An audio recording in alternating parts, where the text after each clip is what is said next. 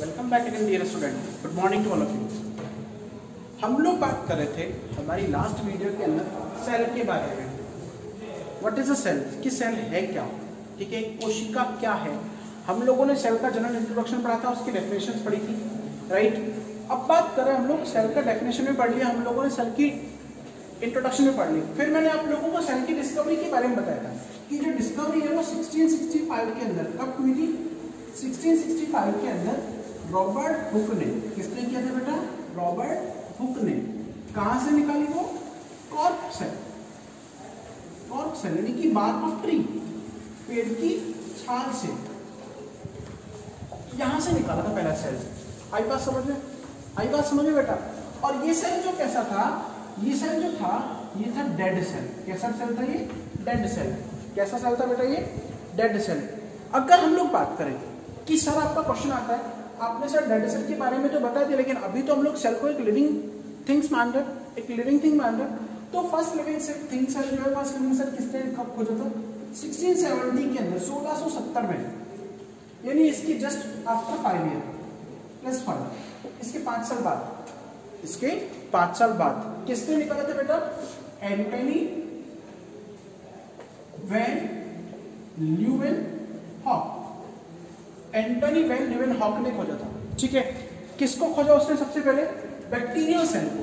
किसको, bacterial cell को। अच्छा, तो सर उसने लिविंग सेल तो खोज लिया, देखा था, उसने खुद की माइक्रोस्कोप का इन्वेंशन किया था, यानी कि माइक्रोस्कोप के अंदर उसे खोजा था। हम लोग यहां तक पढ़ चुके थे, हम लोग क्या है यहां तक पढ़ चुके थे। अब बात कर रहे हैं हम लोग सेल टाइप के बारे में। फिर हम लोगों ने सेल टाइप को पढ़ने से पहले एक टॉपिक पढ़ा था, मैंने आपको जनरल 3 टर्म बताई थी इससे पहले वाले वीडियो के अंदर, कि साइज क्या होती है, स्ट्रक्चर क्या होता है, शेप क्या होता है। साइज मतलब किसी का आकार, यानी कि वो कितना तो उसका लेंथ है, कितना उसका ब्रेड्थ है, ठीक है, कितनी उसकी लंबाई है और कितनी उसकी क्या है, चौड़ाई है। ओके, लेंथ और ब्रेड्थ की बात हम लोगों ने कर ली। शेप, शेप मतलब कि वो आउट व्यू में से, बाहर से वो कैसा दिखाई देता है। हमें पता है कोई भी चीज है, सपोज दैट कि ये मैं पेन की बात करूं, ठीक है ना, ये एक सेल है, ये क्या है, सिलेंड्रिकल दिखाई दे रहा है, ठीक है। शेप और साइज दोनों बाहर से मेजर हो सकते हैं। सपोज दैट कि ये 10 मीटर जो 10 सेंटीमीटर लंबा है और 1 या 1.5 सेंटीमीटर क्या है, चौड़ा, ठीक है। तो ये 10 सेंटीमीटर लंबा है और 1 सेंटीमीटर क्या है, चौड़ा है। तो ये क्या है, इसका साइज और शेप हो गया, ठीक है। अच्छा, एक बात, कलर भी आप लोग बाहर से देख सकते हो, कलर भी हम लोग बाहर से देख सकते हैं। लेकिन बात कर रहे थे हम लोग स्ट्रक्चर के बारे में। किसके बारे में बात कर रहे थे यस्टरडे, स्ट्रक्चर के बारे में। स्ट्रक्चर क्या है, स्ट्रक्चर मतलब कि it include, generally include components. ये जनरली किसको इंक्लूड कर रहा है, कंपोनेंट्स को, कि वो किन किन घटकों से मिलकर बना हुआ है। अगर हम लोग बात करें, अब सुनिएगा मेरी बात भाई, ये कोई ऑब्जेक्ट है, कोई भी ऑब्जेक्ट है, सपोज दैट कि चलो मैं ये दूसरा निकाल लेता हूँ ऑब्जेक्ट, मैंने ये सेकंड ऑब्जेक्ट निकाल दिया। कौन सा ऑब्जेक्ट निकाल दिया, ये सेकंड। अब बात करते हैं हम लोग कि भाई ये ऑब्जेक्ट किस किस से मिलकर बना हुआ है, ठीक है। ये ऑब्जेक्ट है, हमें पता है कि ये ग्रीन कलर व्हाइट कलर का दिख रहा है, रेड कलर की स्ट्रिप दिखाई दे रही है। ऑब्जेक्ट क्या है, किस किस से मिलकर बना हुआ है। आपने इसको ओपन किया, निब है, निब के बाद इसको ओपन करते हैं हम लोग, अंदर क्या दिखाई देता है। तो इस केस में क्या है कि ये आप लोगों को किस किस चीज में दिखाई दे रहा है, यानी कि इसके अंदर क्या क्या चीजें हैं। एग्जैक्टली बात करें हम लोग ये, ठीक है, एग्जैक्टली हम लोग बात करें तो स्ट्रक्चर मतलब कि components, components which are included in a particular object, कि वो कंपोनेंट जो किसी भी एक ऑब्जेक्ट के अंदर इंक्लूडेड है वो उसकी स्ट्रक्चर के अंदर आती है, ठीक है। फिर हम लोग बात कर रहे थे टाइप ऑफ सेल्स, और मैंने शायद थोड़ा सा जनरल इंट्रोडक्शन पढ़ा था, थोड़ा सा जनरल इंट्रोडक्शन हम लोगों ने पढ़ा था कि टाइप ऑफ सेल्स। आज हम लोग थोड़ा डिटेल में लेते हैं टाइप ऑफ सेल्स को विद डिफरेंस के बारे में, ठीक है। सेल टाइप, आज का जो हमारा टॉपिक है वो क्या है, सेल टाइप, कोशिका के प्रकार। अगर कोई हिंदी में पढ़ना चाहे तो हम लोग हिंदी में पढ़ेंगे, कोशिका के प्रकार, ठीक है। कोशिका कितने प्रकार की होती है बेटा, ये यूनिवर्सल ट्रुथ है, एक महत्वपूर्ण सच्चाई है कि सेल जो है उसको बेसिकली 2 कैटेगरी में डिवाइड किया गया है। कितनी कैटेगरी में डिवाइड किया गया है, 2 कैटेगरी में। और सेल टाइप के बेस के आधार पर जो ऑर्गेनिज्म है, सेल टाइप के बेस के आधार पर जो ऑर्गेनिज्म है वो भी 2 टाइप के होते हैं। कौन कौन सी सेल होती है, प्रोकैरियोटिक सेल और यूकैरियोटिक सेल। प्रोकैरियोटिक सेल और यूकैरियोटिक सेल।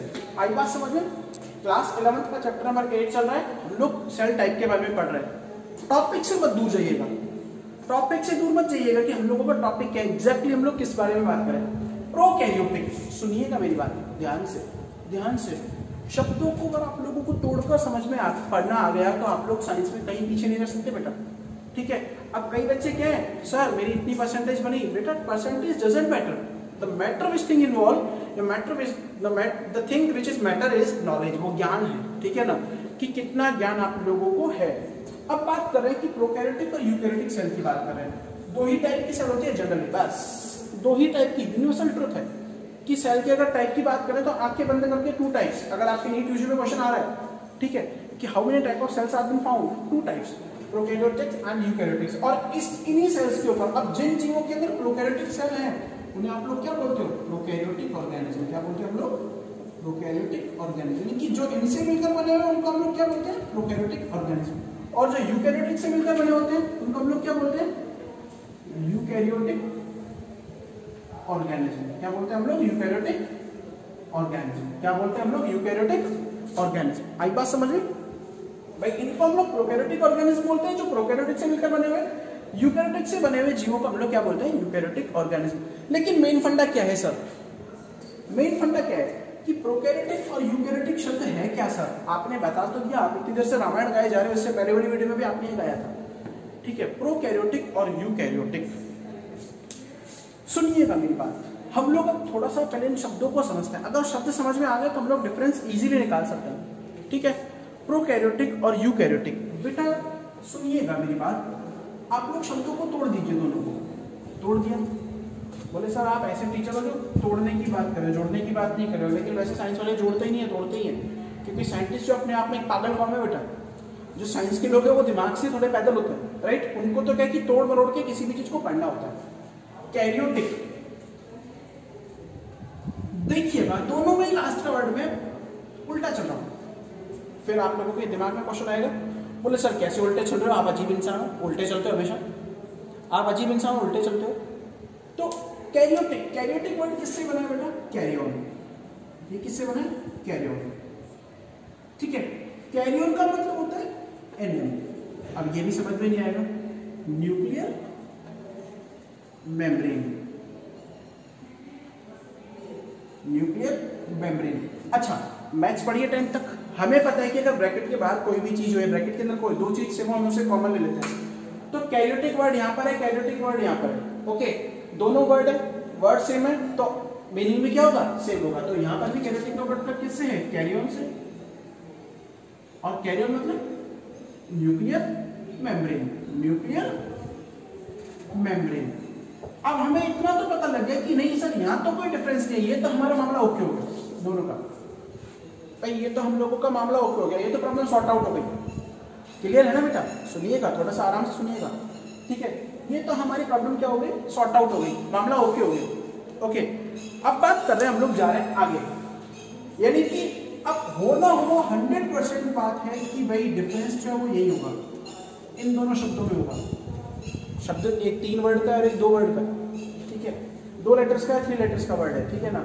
लेकिन हो ना हो डिफरेंस तो अब हमारा यही होना है, डिफरेंस तो अब हमारा यही जनरेट होकर आना है, ठीक है ना। कैसे भी अगर हम लोग बात करें डिफरेंस हमारा कहाँ जनरेट होकर आना है? यहाँ जनरेट होकर आना है। तो यूकैरियोटिक, यू और प्रो, ये शब्द कैसे बना? प्रो मतलब होता है प्रिमिटिव, प्रिमिटिव या फिर प्रीवियस, या हिंदी में बात करें पहले, पहले। यू वर्ड जो है लैटिन वर्ड है, जिसका मतलब है ट्रुथ या ट्रू, सच। सब दोनों वर्ड अलग अलग है, दोनों वर्ड अलग अलग। पहले सच, अब पहले मैं सच बोलता था, अब मैं झूठ बोल रहा हूं, नहीं ना, ओके। बात कर रहे हैं, देखो प्रो, प्रो मतलब प्रिमिटिव, पहले, यानी न्यूक्लियस मेम्ब्रेन बनने से पहले, before development of nuclear membrane, before development of nuclear membrane, okay. अब ये भी मतलब समझ में नहीं आया होगा, काफी बच्चे करेंगे सर ये क्या कर क्या रहे हो, हमें समझ में नहीं आ रहा है। तो प्रोकैरियोटिक सेल जो है, मैं सीधे सीधे शब्दों में बताऊं, ये ऐसी सेल हैं that contain या that does not contain well organized, ये इसकी डेफिनेशन है, न्यूक्लियस। बस इनका जो न्यूक्लियस है वो वेल ऑर्गेनाइज नहीं होता, ठीक है ना। दैट मीन्स NM जो है न्यूक्लियर मेम्ब्रेन है वो is absent, that means NM is absent. आई बात समझ में? ठीक है, ये रामकानी समझाने के लिए थी। डेफिनेशन क्या है कि cell that doesn't contain well organised nucleus. Okay, इसमें न्यूक्लियस जो है वो वेल ऑर्गेनाइज्ड नहीं होता है। वेल ऑर्गेनाइज्ड न्यूक्लियस क्या होता है? नहीं होता है। एग्जैक्टली बात आई समझ में? क्लियर है ना? अब क्या कह रहा है कि NM जो है वो एब्सेंट है, ठीक है, न्यूक्लियर मेम्ब्रेन एब्सेंट है। अब यहाँ पर सच का क्या है भाई? सच मतलब सच्ची।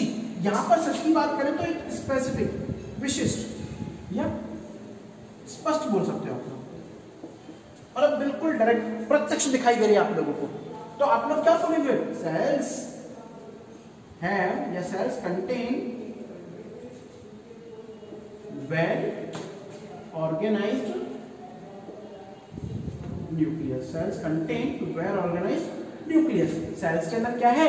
वेल ऑर्गेनाइज्ड न्यूक्लियस है, ठीक है ना। दैट मीन्स क्या है कि सेल्स जो हैं दैट कंटेन, या फिर इसके अंदर बात करें सेल्स के अंदर वेल ऑर्गेनाइज्ड न्यूक्लियस है, दैट मीन्स न्यूक्लियर मेम्ब्रेन जो है वो क्या है? प्रेजेंट है। न्यूक्लियर मेम्ब्रेन क्या है? प्रेजेंट है। अच्छा, ये तो हमारे टर्म की बात हो गई, ठीक है। अब मैं थोड़ा सा बात करता हूं, हालांकि डिटेल में स्ट्रक्चर पढ़ेंगे। माना ये कोई कोशिका है, ये प्रोकैरियोटिक की बात करते हैं, ये कोशिका है, ये क्या है? सेल। और इसमें क्या होता है? न्यूक्लियर मेम्ब्रेन नहीं है, तो इसका एक वर्ड आता है जेनेटिक मटीरियल। हालांकि आप लोग 10th क्लास में पढ़ चुके हैं सब कुछ, आनुवंशिक पदार्थ। जेनेटिक मटीरियल का पदार्थ। जेनेटिक का मतलब पता है क्या होता है? वो थिंग जो ट्रांसफर करता है कैरेक्टर्स को from one generation to another generation, ठीक है। एक जनरेशन से दूसरे जनरेशन में ट्रांसफर कर रहा है जेनेटिक मटीरियल। तो यहां पर क्या होता है? इसका न्यूक्लियस वेल ऑर्गेनाइज नहीं है। आई बात समझ में? तो इसका जो जेनेटिक मटीरियल है वो किसमें होगा? फ्री फॉर्म में होगा। वो किसमें होगा बेटा? फ्री फॉर्म में आया जाता है। आई बात समझ में? ये इंपॉर्टेंट पॉइंट है, ठीक है। क्लियर है कि जो न्यूक्लियर मेम्ब्रेन का जो जेनेटिक, इसमें जो जेनेटिक मटेरियल है वो फ्री फॉर्म में होता है, यानी कि फ्लोटिंग फॉर्म में तैरता रहता है वो साइटोप्लाज्म के अंदर, ठीक है। लेकिन इसमें क्या है? जेनेटिक मटेरियल जो है वो bounded through the nuclear membrane. वो बाउंडेड फॉर्म में है बेटा। बाउंडेड मतलब, और सुनना मेरी बात, ये सेल है, ठीक है, ये इसका न्यूक्लियस है, ये सेल है, ये NMS की न्यूक्लियर मेम्ब्रेन, और जेनेटिक मटेरियल जो अंदर है, अंदर मतलब वो बाहर नहीं फैल रहा है, यहाँ पर न्यूक्लियर मेम्ब्रेन नहीं है, तो पूरी सेल में कहीं ना कहीं घूम सकता है, बाउंडेड फॉर्म में होता है। आई बात समझ में? ये भी आप डिफरेंस में निकाल सकते हो, ये भी मेन पॉइंट है, की पॉइंट है। क्लियर है? ये भी क्या आपका की पॉइंट है। Got it? अब बात करते हैं कि सर आपने इतना समझा तो दिया, रामकानी आपने इतनी गा तो दी, अगर हमसे पूछा जाए कि डिफरेंस, ठीक है, डिफरेंस क्या है, किस तरीके से है, तो पहले मैं आप लोगों को खुद के आप वाले तरीके से बताता हूँ कि प्रोकैरियोटिक और यूकैरियोटिक सेल में हम लोग डिफरेंस कैसे लिखते हैं, फिर मैं मेरा तरीका बताऊंगा। हम लोग आज दोनों तरीके पढ़ेंगे।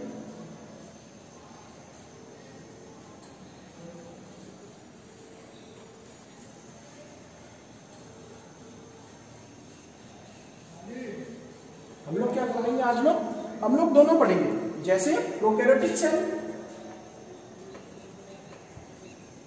आप लोग जिस तरीके से पढ़ते हो, और है यूकैरियोटिक। अब प्रोकैरियोटिक के अंदर सबसे पहली बात करें, नंबर 1 पहला, nuclear membrane absent. Nuclear membrane क्या है? एब्सेंट है, ठीक है। यहां पर बात करें तो न्यूक्लियर मेम्ब्रेन प्रेजेंट। आप लोग इसे नोट डाउन भी कर सकते हो, अपनी कॉपीज में नोट डाउन भी कर सकते हो। न्यूक्लियर मेम्ब्रेन क्या है? प्रेजेंट है। सेकेंड थिंग आता है, अब जब न्यूक्लियर मेम्ब्रेन एब्सेंट है, तो देख सकते हो does not contain well organised, दूसरा डिफरेंस बता रहा हूं इसी को लेकर, इसी को कनेक्ट करके, वेल ऑर्गेनाइज्ड न्यूक्लियस। भाई अब न्यूक्लियर मेम्ब्रेन नहीं है, अब उसका बाहर का घेरा ही नहीं है। जैसे हम लोगों ने कोई रूम बना दिया, हम लोग खेत में कोई मकान बना रहे हैं, हम लोगों ने बाहर की बाउंड्री तो बनाई नहीं है, बाहर की बाउंड्री नहीं बनाई, और हम लोगों ने एक रूम बना दिया, तो रूम सेफ थोड़ी है, रूम सेफ थोड़ी है भाई, वेल ऑर्गेनाइज थोड़ी है। तो वेल ऑर्गेनाइज न्यूक्लियस, ठीक है। कंटेन, सेकंड आप लोग कैसे लिखते हो, contain well organised nucleus, contain well organised nucleus, okay, contain well organised nucleus. हम लोगों ने अब देखो एक डिफरेंस है, उससे दूसरा डिफरेंस निकल के आ रहा है बेटा, एक से दूसरा निकल के आ रहा है। हम लोग केवल क्या पढ़ रहे हैं, लिंक पढ़ रहे हैं। आप साइंस में हो, क्लास 11th के अंदर हो चुके हो आप लोग, ठीक है ना। अब 11th क्लास के अंदर क्या हो रहा है कि 11th क्लास के अंदर आप लोग जब 11th क्लास में पढ़ रहे हो, यानी कि 10th तक हम लोगों ने बेसिक पढ़ा, थोड़ा सा 11th की अगर हम लोग बात करें तो वो क्या है, एडवांस लेवल के अंदर जाना है, ठीक है ना। फिर आता है आपको इसमें राइबोसोम्स, ये हम लोग डिटेल में पढ़ेंगे आपका राइबोसोम्स। हालांकि राइबोसोम्स जो है ये किसमें काम आता है, प्रोटीन फॉर्मेशन के अंदर काम आता है, प्रोटीन बनाने के काम में आता है। 70S टाइप आप लोग केवल इतना ध्यान रखेंगे। यहां पर क्या है, राइबोसोम जो है वो क्या है, 80S टाइप। बस अभी आप लोगों को इतना ही याद रखना है, जब ये डिटेल में आप लोग सेल के अंदर टॉपिक पढ़ेंगे राइबोसोम, तब मैं बताऊंगा राइबोसोम जो है वो 80S टाइप, ओके। फिर आता है सेल डिवीजन, ये इंपॉर्टेंट टॉपिक है, ये आप लोगों ने अगर शायद मुश्किल से कुछ बच्चे होंगे जिनको 10th लेवल तक पढ़ाया जाता है, मुश्किल से कुछ बच्चे ऐसे होंगे जिनको 10th क्लास तक पढ़ाया जाता है। फोर्थ सेल डिवीजन, ए माइटोसिस टाइप, ये भी हम लोगों के टॉपिक आएगा। चैप्टर नंबर 10 पूरा यही आएगा सेल डिवीजन के ऊपर। चैप्टर नंबर 10 जो है पूरे इसी के ऊपर आएगा। एनसीईआरटी के अंदर चैप्टर नंबर 10 पूरा दिया हुआ है, क्लियर कट दिया हुआ है, कंप्लीट सेल डिवीजन के तीनों टाइप दिए हुए हैं। यहां पर क्या है, सेल डिवीजन, डिवीजन जो है वो क्या है, माइटोसिस और मियोसिस, दोनों टाइप का होता है, माइटोसिस और मियोसिस दोनों टाइप का होता है, ठीक है ना। फिर आता है डीएनए जो है, DNA deoxy ribonucleic acid, deoxy ribonucleic acid, ये क्या है, सिंगल स्ट्रैंडेड, सिंगल स्ट्रैंडेड। और यहां पर क्या है, डीएनए जो है वो क्या है, डबल स्ट्रैंडेड, डबल स्ट्रैंडेड। अब पहला पॉइंट सबको समझ में आ गया होगा, आई थिंक दूसरा भी समझ में आ गया, तीसरा मैं कह रहा हूं कि जोर मत दो तीसरा, चौथे को थोड़ा समझो। डीएनए का भी आपने नाम सुन लिया, ठीक है। सेल डिवीजन टर्म आती है, सेल डिवीजन, आप पहले सुनिएगा, सेल डिवीजन मैं यहां पर समझा रहा हूं आप लोगों को सेल डिवीजन क्या होता है। दो वर्ड से मिलकर, सेल का मतलब तो जान गए आप लोग, डिवीजन का मतलब बंटना, विभाजित होना, क्या होना, विभाजित होना, क्या होना बेटा, विभाजित होना, यानी कि ये कोई सेल है, सुनना मेरी बात।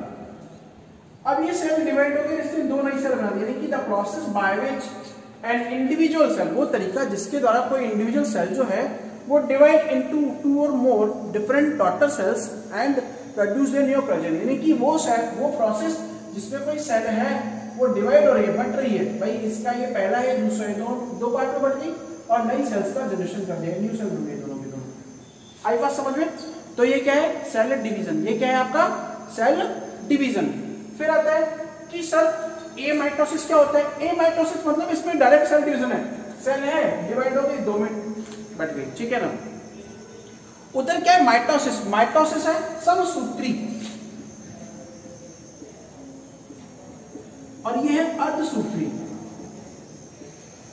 अर्धसूत्री। माइटोसिस का मतलब क्या है, समसूत्री बेटा।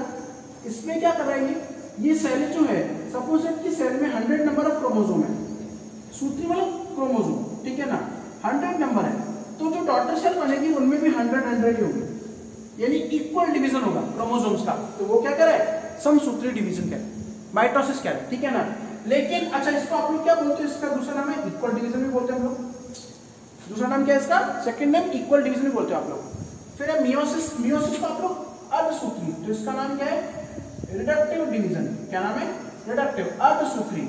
इसमें क्या है, कोई सेल है, 100 नंबर ऑफ क्रोमोसोम्स हैं, तो उसमें कितने बनेंगे न्यू में 50 और 50, क्या बनेगा 50 और 50। क्लियर है? तो ये क्या करे अर्धसूत्री, अर्धसूत्री मतलब कि जितना है उसका रिमेनिंग हाफ। आई बात समझ में? फिर एक क्वेश्चन आता है कि सर प्रोकैरियोटिक के अंदर हम लोगों को पता है न्यूक्लियस वेल ऑर्गेनाइज नहीं है, तो जेनेटिक जो मटेरियल है वो कैसे रहता है, मैं आपको बताता हूं। मानो ये कोई सेल है, ठीक है, इसमें ये इसकी सेल वॉल है, सेल वॉल क्या होता है अभी आप लोग इसी में आगे पढ़ेंगे इसी चैप्टर के अंदर, सेल के जब ऑर्गन्स लेंगे ना तब पढ़ेंगे सेल वॉल। अब इसमें जो जेनेटिक मटेरियल है ये साइटोप्लाज्म के अंदर फ्री फॉर्म में रहता है इस तरीके से, वेल ऑर्गेनाइज नहीं है, तो इसलिए इसको आप लोग क्या बोलते हो ज़ीनोफोर, क्या बोलते हो ज़ीनोफोर। आई बात समझ में? आई बात समझ में? यानी जो न्यूक्लियस है वो न्यूक्लियस इज ऑल्सो कॉल्ड ज़ीनोफोर, ज़ीनोफोर। ये इंपॉर्टेंट है, ये आप लोगों के पीएमटी लेवल के ऊपर है। फिर एग्जांपल की बात करें हम लोग तो इसका एग्जांपल है आपका बैक्टीरिया। इसका एग्जांपल क्या है? बैक्टीरिया। इसका एग्जांपल यूकेरियोटिक सिस्टम क्या है? Plant, animal, human, plant, animal, human. आई बात समझ में? हालांकि ह्यूमन में एनिमल की कैटेगरी के अंदर ही आता है, ह्यूमन में किस कैटेगरी में आता है? एनिमल की कैटेगरी में आता है, लेकिन यहां पर किस कैटेगरी में हम लोगों ने एनिमल और ह्यूमन को अलग अलग कैटेगरी में मैंने दिखा दिया। Got it? ये है आप लोगों का प्रोकैरियोटिक और यूकेरियोटिक। प्रोकैरियोटिक क्या है? वो सेल्स जिसमें न्यूक्लियस जो है वो वेल ऑर्गेनाइज नहीं होता। क्यों? क्योंकि उसमें जो न्यूक्लियर मेम्ब्रेन है वो एब्सेंट होती है, डेफिशिएंसी होती है न्यूक्लियर मेम्ब्रेन की। एग्जैक्टली बात करें यूकेरियोटिक की तो इनमें क्या है, न्यूक्लियस जो है वो वेल ऑर्गेनाइज होता है, यानी न्यूक्लियर मेम्ब्रेन क्या है वो प्रेजेंट है, वेल ऑर्गेनाइज है, न्यूक्लियस प्रेजेंट है। ओके, अब क्या है कि प्रोकैरियोटिक के अंदर राइबोसोम जो वो 70s टाइप का होता है, उसमें 80s टाइप का होता है, ये आप लोग अभी ना पढ़ें। सेल डिवीजन मैंने बताया कि सेल का डिवाइड होकर नए में जनरेट होना, वो क्या कहलाता है आपका सेल डिवीजन कहलाता है, राइट। सेल डिवीजन जो है बेसिकली 3 टाइप का होता है। ए माइटोसिस डायरेक्ट सेल डिवीजन होता है, ठीक है ना। माइटोसिस इक्वल डिवीजन, यानी कि जितने number of chromosome parental cell में है उतने उसकी डॉटर सेल्स के अंदर होंगे, ठीक है। यहां पर मियोसिस का मतलब क्या है कि रिडक्टिव, कमी आ रही है, जितने हैं उसके हाफ, जितने हैं उसके क्या हो जाएंगे हाफ, हाफ उसकी डॉटर सेल के अंदर आ जाएंगे। ओके, फिर बात करें हम लोगों ने डीएनए की। डीएनए से मैंने आपको एक टर्म बताया था जेनेटिक मटेरियल। जेनेटिक मटेरियल मतलब वो चीज जो जेनेटिक कैरेक्टर्स को ट्रांसफर करती है फ्रॉम जनरेशन टू जनरेशन, एक जनरेशन से दूसरी जनरेशन में ट्रांसफर करती है। ओके, क्लियर है। अब हम लोग आते हैं यूकेरियोटिक सेल के अंदर। मैंने यहाँ पर 2 वर्ड लिखे, प्लांट और एनिमल सेल। हालांकि ये आप लोगों की बुक में तो है लेकिन ऐसा कोई क्वेश्चन आता नहीं है, पेपर से ऐसा कोई क्वेश्चन नहीं देता है। अब बात करते हैं प्लांट और एनिमल सेल। हम लोग भी इसको डिफरेंस के फॉर्म में पढ़ेंगे, प्लांट और एनिमल सेल। Okay,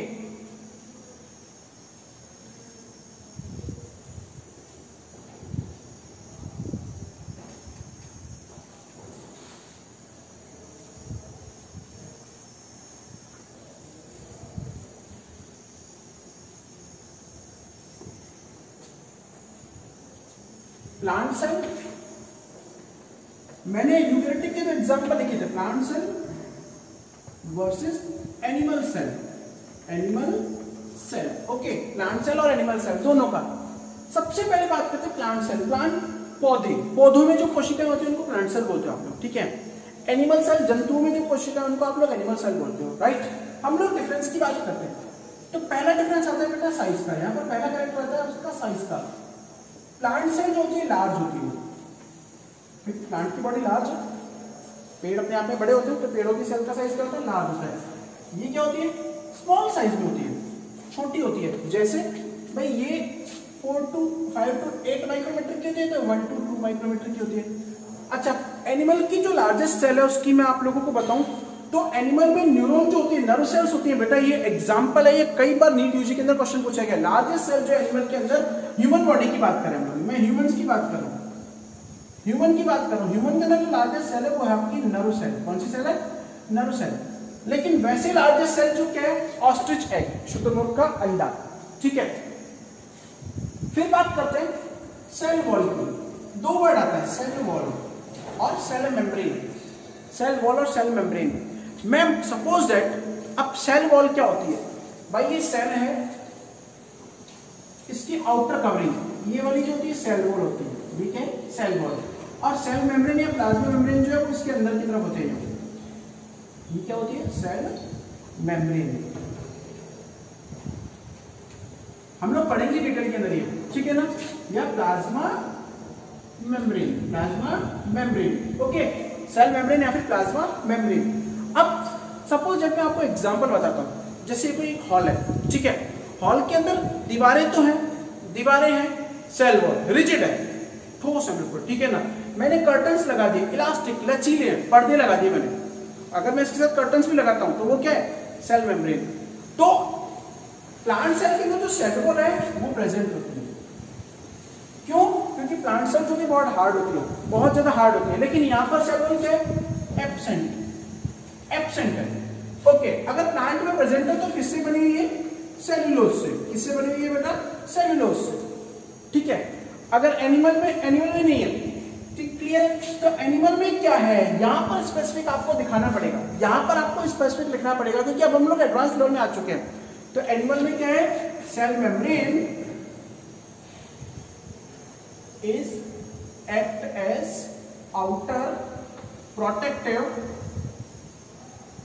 layer. वो क्या है, आउटर प्रोटेक्टिव लेयर की बात कर रही है सेल मेम्ब्रेन, ठीक है ना। सेल मेम्ब्रेन क्या है, वो इसके अंदर आउटर प्रोटेक्टिव लेयर की बात होती है, ठीक है ना। फिर आता है आप लोगों का सबसे इंपॉर्टेंट कैरेक्टर, जिसके बेस के ऊपर प्लांट और एनिमल दोनों अलग अलग किए गए, प्लास्टिड। अच्छा, प्लास्टिड काफी बच्चे नहीं समझेंगे, नहीं समझ में आएगा। प्लास्टिड का मतलब क्या होता है बेटा, क्लोरोप्लास्ट। ये वर्ड सब समझ जाओगे, क्योंकि आप लोगों ने 10th क्लास के अंदर क्या पढ़ा है, फोटोसिंथेसिस पढ़ा है। मेजर कैरेक्टर है बेटा प्लांट और एनिमल का। प्लांट में तो क्लोरोप्लास्ट क्या है, प्रेजेंट है। अब इसी के कारण तो हम लोगों ने प्लांट को ऑटोट्रॉफ बोला है, इसी के कारण तो प्लांट ऑटोट्रॉफ से, यानी कि अपना फूड खुद बना रहा है। किसके थ्रू, कौन सा प्रोसेस काम में आ रहा है, फोटोसिंथेसिस। अब देखो, एक एक चीज लिंक्ड है अपने आप, एक एक चीज कनेक्टेड है अपने आप में। यहां पर क्या है, एब्सेंट, यहां पर क्या है, एब्सेंट है बेटा, गॉट इट। यहां पर क्या है, एब्सेंट है, प्लास्टिड एब्सेंट होता है। फिर आता है आपका वैक्यूल्स। वैक्यूल्स होता है बेटा ब्लैंक स्पेस। वैक्यूल्स होता है बेटा ब्लैंक स्पेसेस, वो प्रेजेंट होती है इसके अंदर और लार्ज होती है साइज में। अच्छा, वैक्यूल का काम पता है क्या है, अभी आगे इसमें सारे ऑर्गन आएंगे, आप लोग चिंता मत कीजिएगा, सारे ऑर्गन आएंगे और सब कुछ हम लोग डिटेल में पढ़ेंगे। वैक्यूल्स का केवल इतना काम है कि वैक्यूल्स जो है वो नॉर्मली फूड को स्टोर करके रखने का काम करती हैं। तो प्लांट का एक तो साइज लंबा है, ऊपर उसके अंदर मेटाबॉलिक रिएक्शन बहुत ज्यादा होती है, तो इसमें प्रेजेंट होती है, लार्ज साइज में होती है, ठीक है ना। इसमें आइदर एब्सेंट, या तो एब्सेंट है कुछ एनिमल में, या फिर स्मॉल इन साइज। अगर प्रेजेंट है तो क्या है, स्मॉल इन साइज, साइज में छोटी होती है। क्लियर है, क्लियर है। फिर क्या कह रहा है, फिर क्या कह रहा है भाई, वैक्यूल का काम क्या है, फूड रिजर्व करना, फूड रिजर्व करना। अब